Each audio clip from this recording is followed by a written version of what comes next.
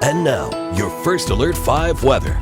We are looking at interesting video coming out of Denver from the weekend. On Sunday, a very heavy batch of rain fell kind of in the north central side of the region. We ended up with portions of I-70 that had some flood closures, and then this is just kind of another area, a little bit more residential, that saw so much rainwater, it was just pouring out and up through some of the sewer grates there. So it was a really intense scene up in Denver, a ton of rain there.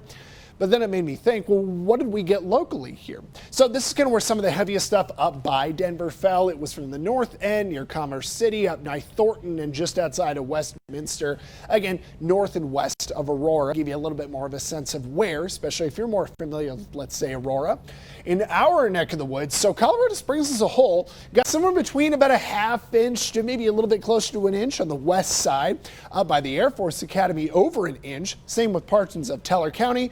And then I was really excited about this. Eastern Fremont County had anywhere from about 1½ to 2½ inches in those yellow areas. So east of Canyon City, but still not too far away. Pueblo West did well. Meteorologist Alan Rose through yesterday afternoon was tracking some pretty nasty cells out to the plains. I saw a tornado warning at one point through Otero and northern Crowley County, That was some big rain out there. And from Walsenburg through central Los Angeles County, pretty good rain as well. So we were kind of watching today, any more storms down through that region could maybe flood in low-lying areas that are still soaked. Shouldn't be too much of an issue for us, but one thing we'll keep an eye on. 80s and 70s through the afternoon, so it's already pretty nice outside. It'll get a little warm. Looking into the next 7 days and then beyond that, what's going to happen? So this is the 6 to 10 day outlook. Kind of covers what we're expecting towards the middle of the month. Still seeing wetter than average weather over the west. That's monsoonal action giving us a little bit of a break, but not as much cooling. Colorado is either going to be kind of near or above average. So the Midwest gets a little bit more heat and that invades the plains. But that being said, eastern heat can sometimes give us a little monsoon boost, especially near Arizona. This week is no different. The monsoon is still existing, but since this high pressure region is swirling over Colorado, it's shoving monsoon moisture farther west. So I-25 east, we look dry for the rest of the week, but the western and central mountains are still getting a little bit of help from Mother Nature.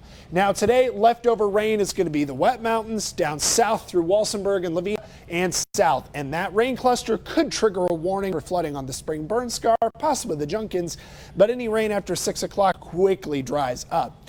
Your extended forecast, like we said, hotter and drier leading into the end of the week. So like on Friday, high of 90, and then through the weekend, as long as the high pressure can move east a little bit, we're going to give ourselves a touch of heat relief and moisture. Sunday would be the day for that. Pueblo, pretty hot through the end of the week, trying to reach up towards 100 by Friday and Saturday.